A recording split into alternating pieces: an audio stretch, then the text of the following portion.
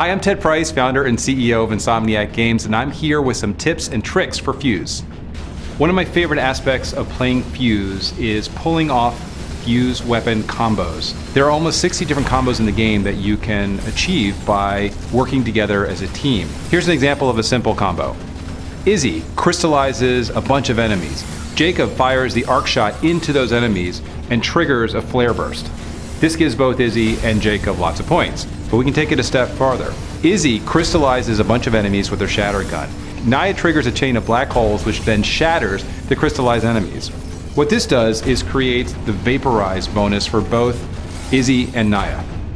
This is Doug Sheehan. I'm the lead gameplay programmer on Fuse, here with some pro tips on ECHELON mode for you to help you survive and not just get owned. Very first thing to do, use your skill points. They are going to be the biggest thing that saves you in this game. Once you get those, you can do a few things to help you and your team keep on going and get further into ECHELON mode.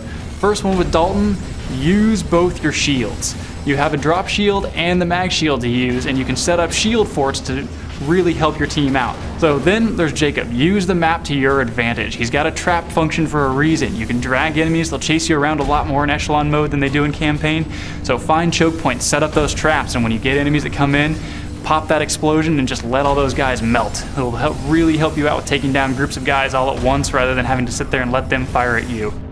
I'm Joel Goodsell, lead designer from Insomniac Games. I'm going to talk to you about an innovative feature in Fuse called Leap.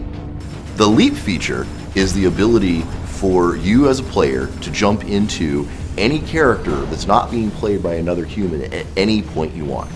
A really useful situation for a Leap is when you're in a really tough fight and you'll find yourself pinned down and surrounded. Well, you can immediately actually leap out of the character that you're in, kind of save your butt a little bit by leaping to another character, find yourself in a slightly more advantageous position. So let's say you're facing a boss. One of the best characters to be when you're facing a boss is Izzy, because Izzy can drop heal beacons for the entire team and keep the entire team up, even under some of the most extreme insta-down attacks. She can also drop a heal beacon on herself. So if you walk into a boss and you find yourself playing, Dalton or Naya, there's times when you're going to want to switch over to Izzy and, just keep everybody alive for a while.